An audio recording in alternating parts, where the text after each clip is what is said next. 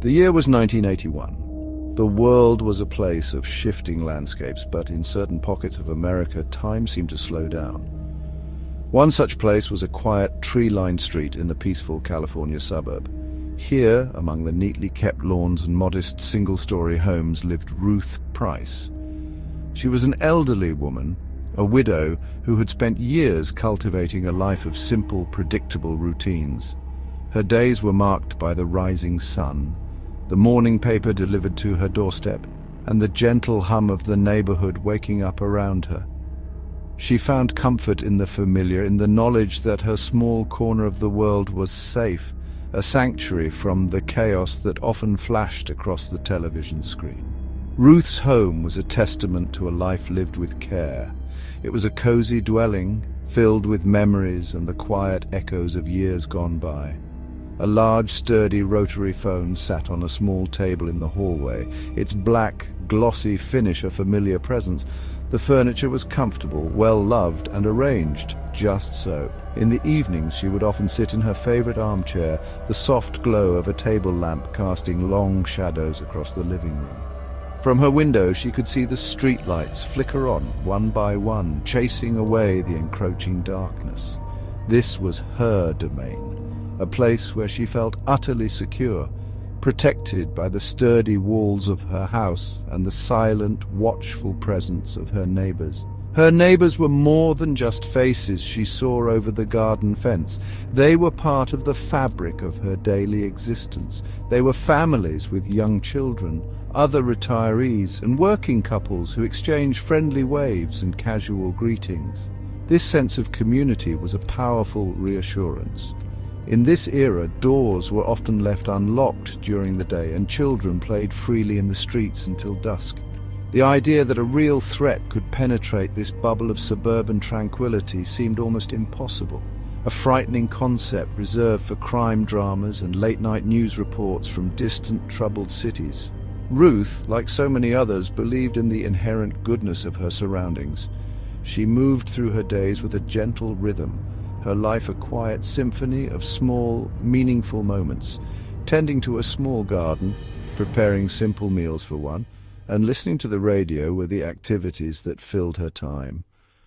The world outside her window was a predictable and orderly place.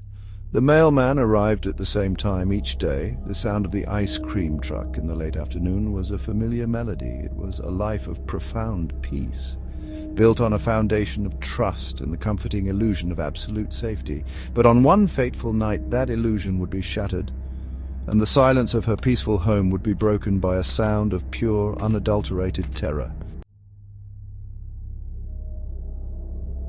The evening began like any other.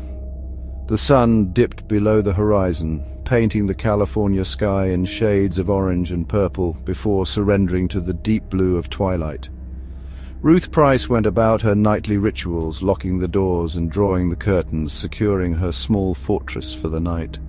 The house settled into a familiar quiet, the only sounds being the gentle ticking of a clock on the wall and the distant hum of traffic on a far-off highway. Outside, the neighborhood grew still. Porch lights cast warm, isolated pools of yellow onto the sidewalks. But the spaces in between were filled with shadows. A gentle breeze rustled the leaves in the trees, a soft, whispering sound that was usually a source of comfort. But on this particular night, the familiar sounds of the evening seemed different, somehow laced with an undercurrent of unease. The wind against the window panes sounded less like a whisper and more like a furtive scratch. The shadows in the yard seemed to stretch and twist, taking on shapes that played tricks on the eyes. Perhaps it was just the loneliness of a long evening, the way a quiet house can sometimes amplify the imagination. Ruth may have dismissed these feelings at first, attributing them to an overactive mind. She had lived in this house for years, and nothing had ever disturbed her peace. There was no logical reason to feel afraid. Yet the feeling lingered, a cold knot of anxiety tightening in her chest. She might have peered through a crack in the curtains, her gaze sweeping across the dark expanse of her backyard. Was that a flicker of movement near the back fence, or just a branch swaying in the wind? The mind is a powerful thing, capable of creating monsters out of mundane things. It can turn the rustle of leaves into footsteps and the creak of a floorboard into the sound of an intruder.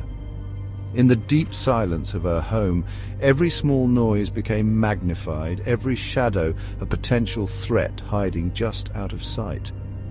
The safety she had always taken for granted began to feel fragile, like a thin sheet of glass on the verge of cracking. The atmosphere inside the house grew heavy, charged with a tension that was almost palpable. The air itself seemed to thick with a sense of foreboding, a silent warning that something was terribly wrong. This was the moment before the storm, the deceptive calm that precedes a violent upheaval. Ruth was alone, isolated in her fortress of familiarity, but the walls no longer felt impenetrable.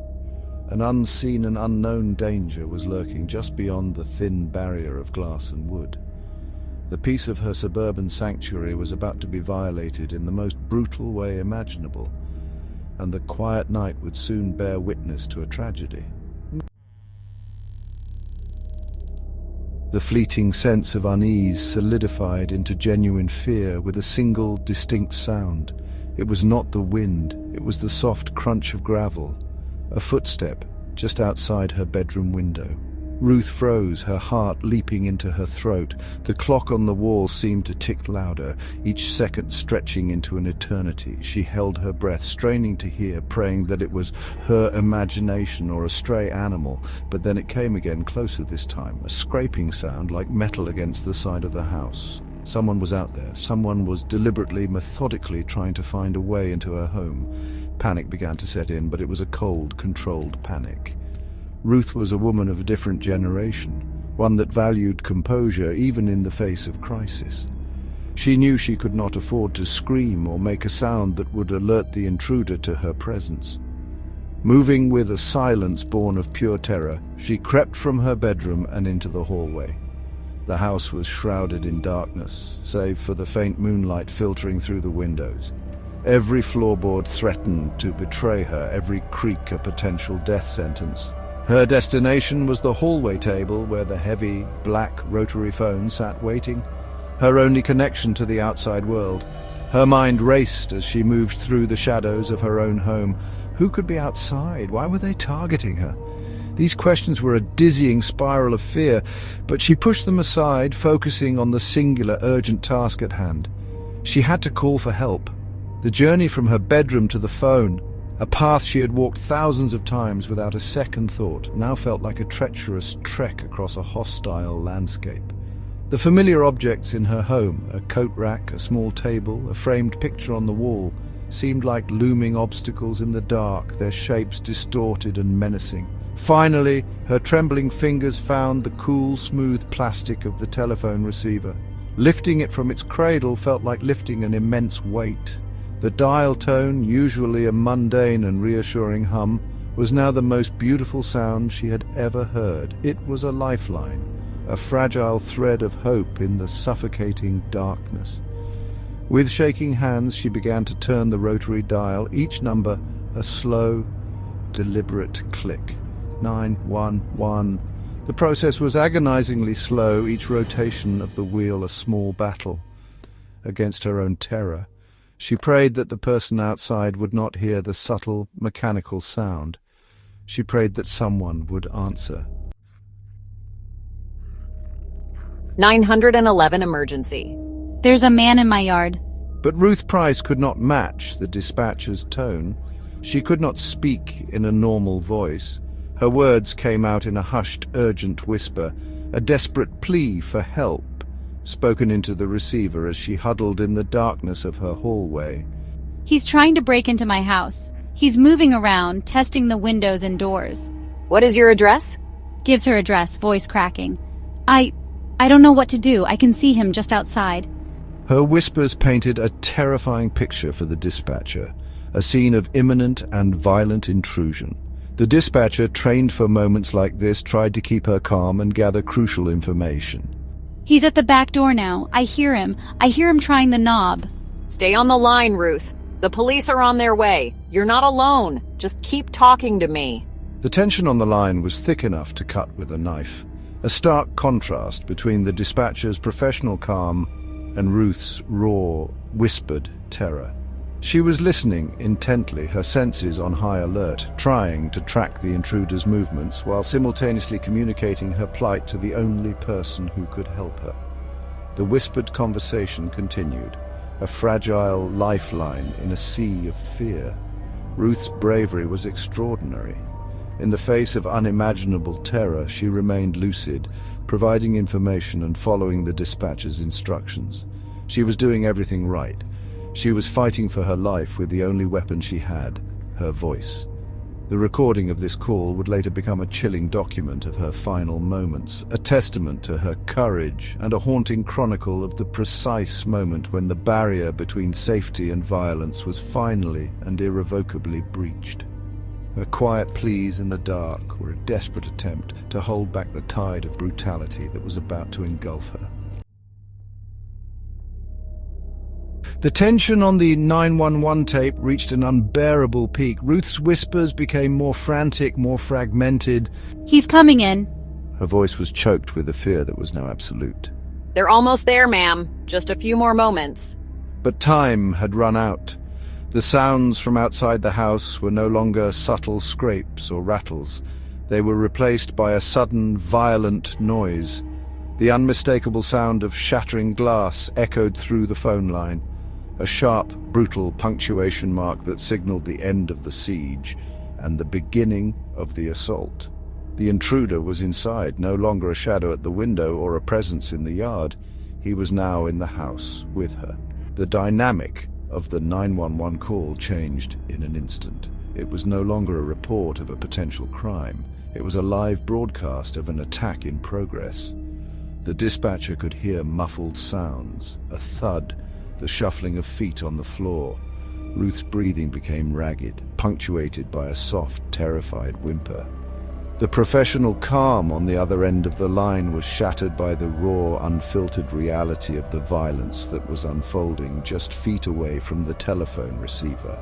Are you still there, ma'am? Ma'am, talk to me.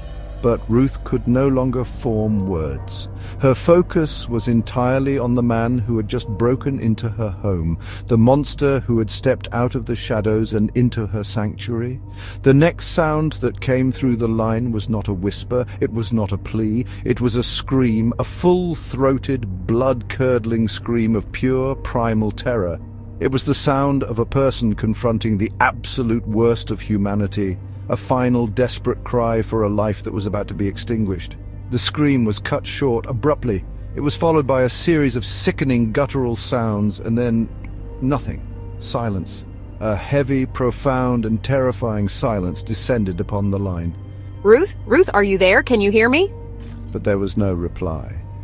The line remained open, a dead channel broadcasting nothing but the chilling stillness of a room where something unspeakable had just occurred. The connection was still live, but the voice on the other end, the voice that had so bravely narrated her own terror, had been silenced forever. The desperate call had ended in the worst way imaginable. When police officers arrived at Ruth Price's home just minutes later, they found a scene of quiet devastation. The broken window confirmed the violent entry, and inside their worst fears were realized. Ruth Price was dead. The serene suburban home had been transformed into a crime scene, its peaceful atmosphere forever stained by the violence that had taken place within its walls. The investigation began immediately, but the most crucial piece of evidence was not something found in the house. It was the audio recording of her final desperate call for help, a tape that captured her murder in horrifying real-time detail. For years, that 911 call took on a life of its own, becoming a piece of macabre folklore. It circulated among law enforcement training academies, used as a powerful, gut-wrenching example of a worst-case scenario. It was played for dispatchers to teach them how to handle extreme stress and for officers to understand the brutal reality of the calls they respond to. The tape was so clear, so dramatic, and so utterly terrifying that many who heard it began to doubt its authenticity. It felt too much like a scene from a horror movie, too perfectly structured to be real.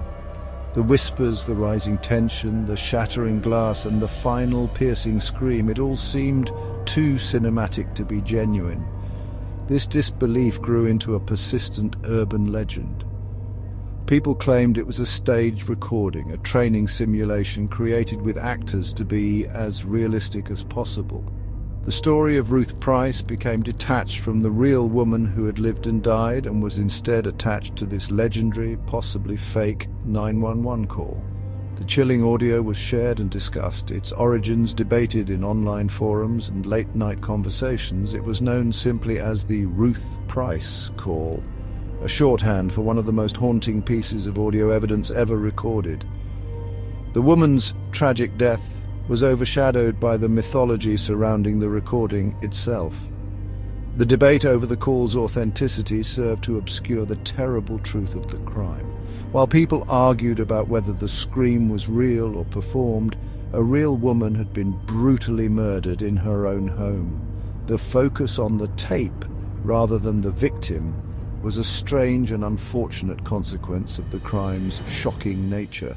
The legend of the recording almost eclipsed the reality of the murder. But the call was not a simulation, it was not a performance, it was a genuine, horrifying recording of a woman's last moments, a final, desperate broadcast from the edge of life. And the killer was still out there, somewhere.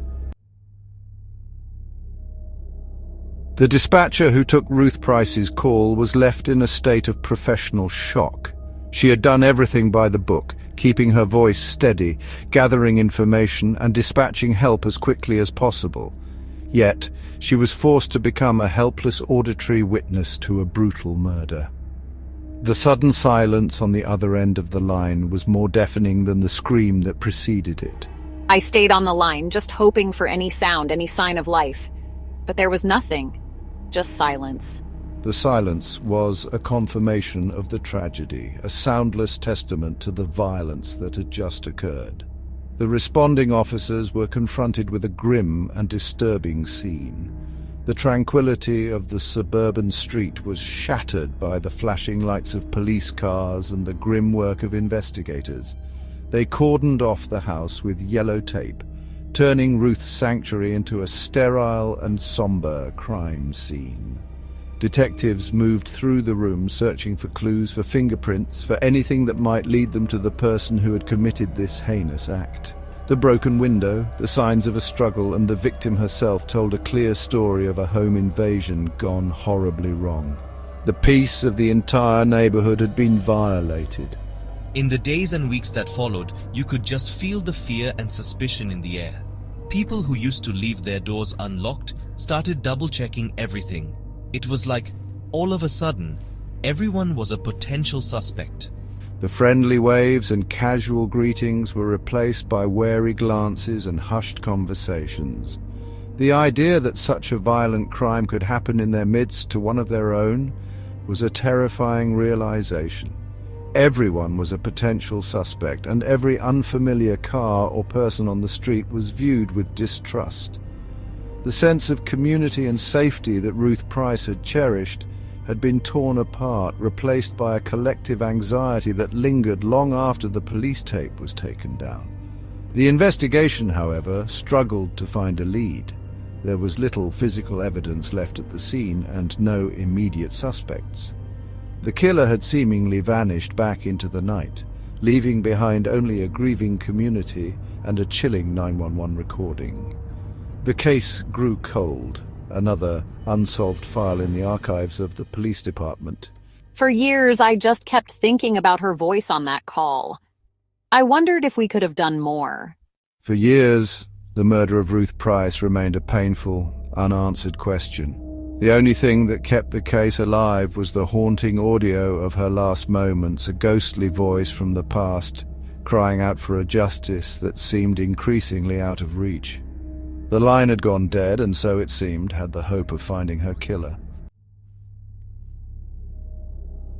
For a long time, the only identity the killer had was as a faceless shadow, a nameless monster on a 911 tape. The case file for Ruth Price gathered dust, and with each passing year, the chances of solving the murder grew slimmer.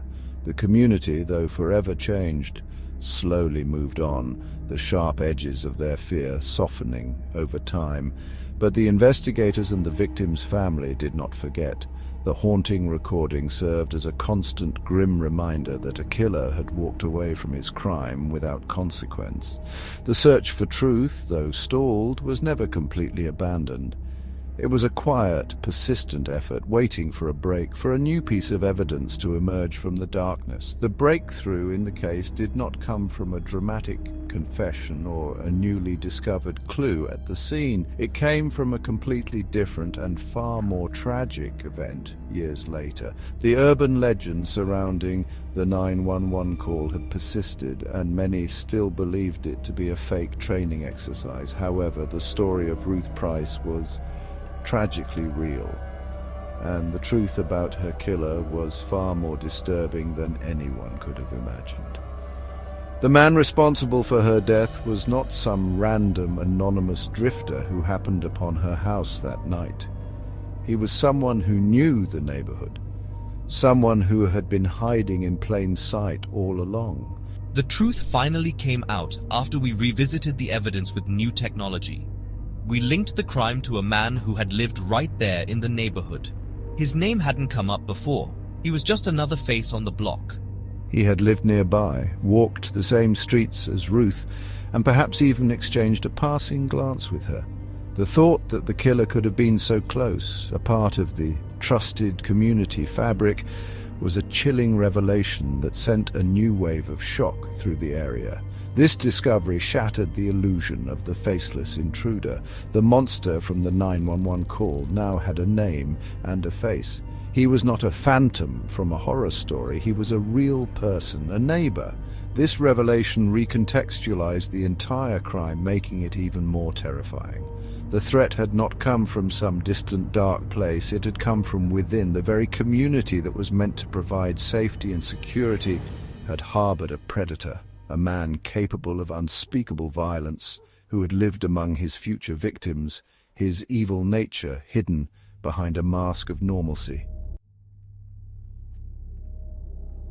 The killer was identified as a local man who had a history of violence that went unrecognized by those around him. His proximity to Ruth Price made the crime a profound act of betrayal. He was not an outsider who breached the community's defenses. He was a weakness from within. He had likely observed her, knew she was an elderly woman living alone, and saw her as an easy target. You know, we all thought we knew everyone on this street. The idea that someone right here could do something so awful, it broke us. We felt so exposed. The randomness that people had once assumed was part of the terror was replaced by a more sinister and calculated reality. He had chosen his victim from among the people he lived beside, violating the most basic social contract of neighborly trust. Even after we solved the case, it didn't really heal the wounds. For the community, learning that the killer was a neighbor was just devastating. The trust was gone. The resolution of the case brought a sense of closure, but it did little to heal the deep wounds the crime had left behind. For the community, learning that the killer was a neighbor was a devastating blow. It confirmed their worst fears and validated the anxiety that had lingered for years. The trust that had been broken on the night of Ruth's murder could never be fully restored. The story of Ruth Price became a cautionary tale, a grim reminder that evil can wear a familiar face and that danger can reside just next door. The quiet, tree-lined streets would never feel quite as safe again. The legacy of Ruth Price's 911 call is a complex one. It stands as a powerful testament to the bravery of a woman in her final moments and as a chilling piece of true crime history. It highlights the vulnerability we all feel in the supposed safety of our own homes and the critical importance of the emergency services who act as our lifeline. The call, once dismissed by some as a fabrication, is now understood as a stark and undeniable record of a real tragedy. It forces us to listen, to bear witness, and to remember the human being at the center of the story, a quiet, elderly woman whose peaceful life was stolen from her. Ultimately, the story of Ruth Price is a profound reflection on the fragility of safety and the nature of evil. It reminds us that behind the statistics and the legends of true crime are real people, real lives, and real loss. The image of the peaceful 1980s suburb with its rotary phones and dimly lit living rooms is forever haunted by the echo of a single scream and the terrible silence that followed. It is a story that stays with you, a whisper from the past that warns us to cherish our peace, for we never truly know when a shadow might fall upon our window.